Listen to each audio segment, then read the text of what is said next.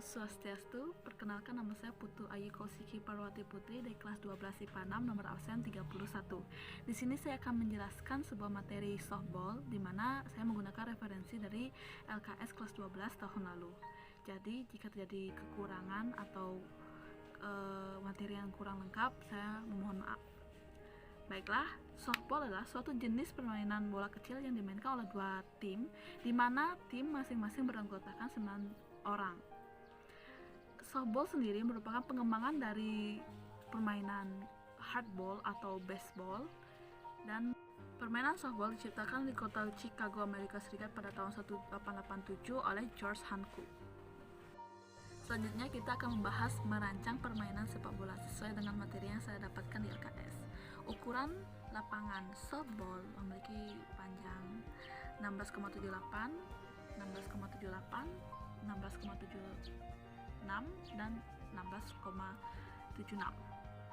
Dalam lapangan menjadi 4 base, 1, 2, 3, memiliki ukuran 38x38, sementara base 4 berbentuk segi 5 dengan ukuran sisinya 43, 22, 30, 30, dan 22. Selain itu terdapat juga keahlian untuk dapat menguasai permainan softball. Yang pertama adalah melempar bola atau throwing, di mana pelari base dan bola menempuh jarak yang lebih pendek karena ukuran lapangannya lebih kecil dibandingkan dengan baseball. Kontrol bola yang banyak digunakan adalah mencengkeram bola di antara ibu jari dan jari telunjuk serta jari tengah. Selanjutnya ada menangkap bola atau catching, di mana kita harus bisa menguasai bola yang datang seperti bola yang melayang di udara atau bola yang tengah melambung dan bola yang sedang menggelinding di tanah. Berikut cara menangkap bola softball. Jika posisi bola berada di bawah pinggang, cara menangkapnya dengan merapatkan jari-jari ke linking. Yang kedua, jika bola menyentuh sarung tangan, pemain harus segera menangkapnya dengan menggerakkan tangannya ke kanan ke atas bola, kemudian mencengkeramnya. Dan selanjutnya ada menghadang bola tanpa ayunan atau bunting. Peristiwa ini terjadi saat bola secara sah disentuh dengan pemukul tanpa ayunan atau bat.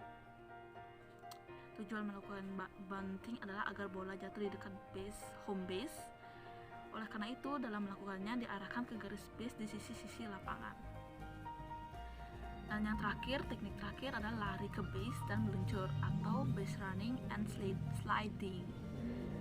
Untuk lari ke base, setelah kita memukul bola, pemukul segera berlari menuju base 1. Ia disebut pelari base atau base runner. Base runner atau pelari base tetap berada di base sampai pitcher melempar bola, dan ia bersiap-siap meninggalkan base dengan satu kaki bertumpu pada base yang ia tempati. Sedangkan untuk sliding adalah berhenti pada suatu base sambil menahan luncuran yang dilakukan dengan cara menjatuhkan badan ke depan atau ke belakang agar susah didik. Selanjutnya kita akan ke posisi penjagaan lapangan. Pertama ada batter atau pemukul bola, di mana batter ini juga bisa disebut sebagai base runner karena setelah dia memukul dia akan berlari. Selanjutnya ada pelempar bola atau pitcher. Ia harus pandai mengkoordinasikan antara gerak lengan, bahu, dan kondisi fisik.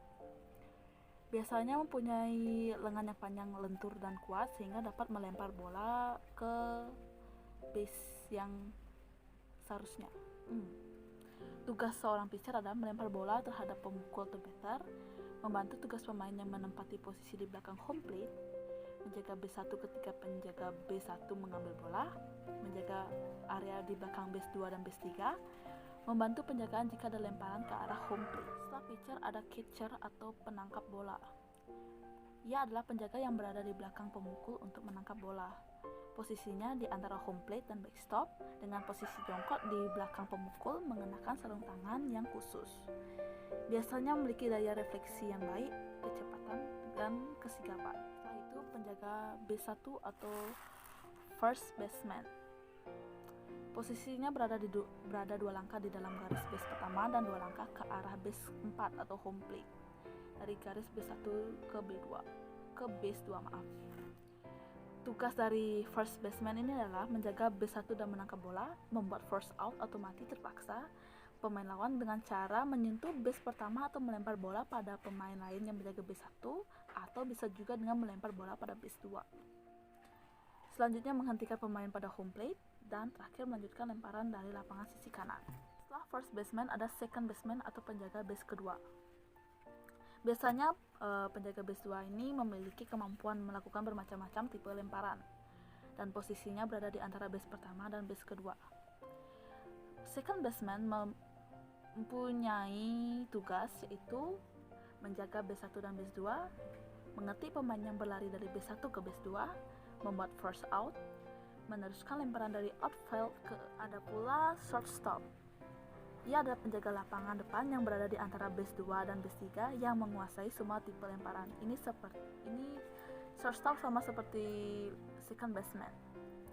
Shortstop juga mempunyai tugas seperti menempati base kedua ketika melakukan bunting, menjaga base 2 pada permainan ganda, memberikan short slip atau melempar pendek sambil memutar badan, membantu penjaga base 3 ketika terjadi stealing, dan melakukan pop up sebanyak mungkin di belakang base 3. Penjaga base 3 atau third baseman.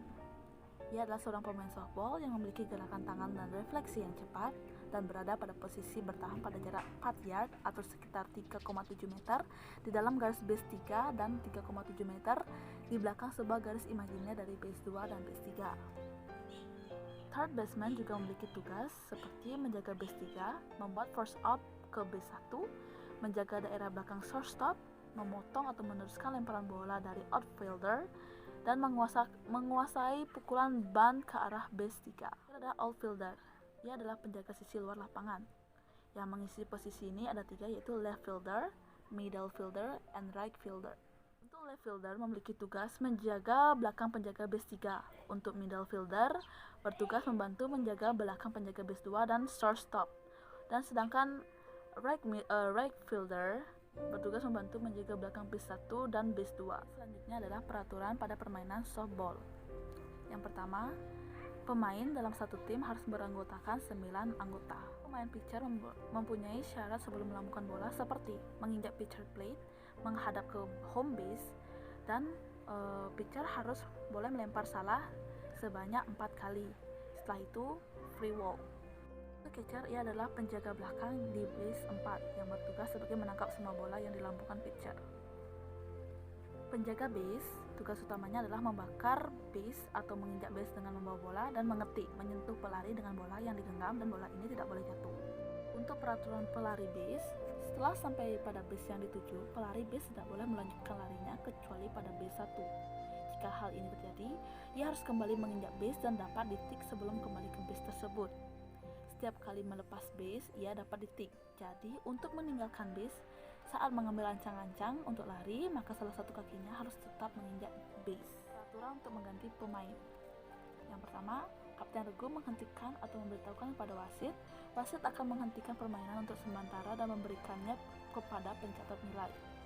Yang kedua, pemain dianggap telah masuk dalam pertandingan tanpa hukuman bila ia seorang pemukul, yaitu saat ia menempati posisinya dalam tempat pemukul, bila ia seorang fielder saat ia menempati pemain yang diganti, bila ia seorang pelari, yaitu saat ia menempati pitcher plate.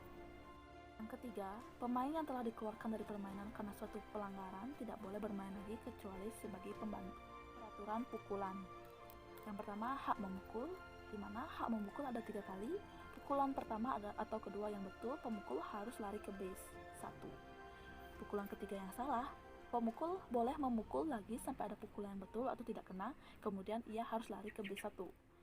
Pukulan ketika yang tidak kena, catcher dapat menangkap lamuan pitcher sebelum bola menyentuh tanah, pemukul mati 1.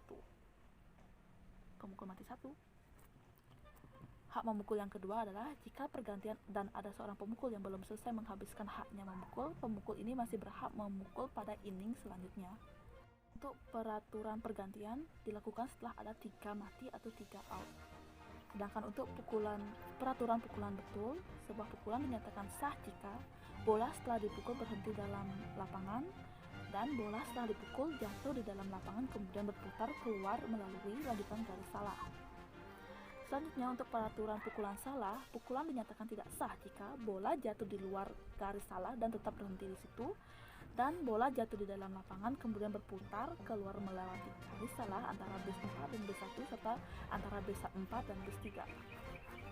Untuk peraturan pukulan meleset, pukulan dinyatakan meleset jika bola dipukul tidak kena dengan sempurna dan bola tersebut ditangkap oleh catcher. Yang kedua, tip salah atau meleset pada pukulan ketiga, si pemukul mati 1. Sekian materi yang bisa saya sampaikan, semoga bermanfaat dan saya minta maaf jika terjadi banyak kekurangan seperti pelafalan yang kurang jelas atau apa lain sebagainya. Saya minta maaf sebesar-besarnya. Saya akhiri dengan para mesanti. Om Santi Santi.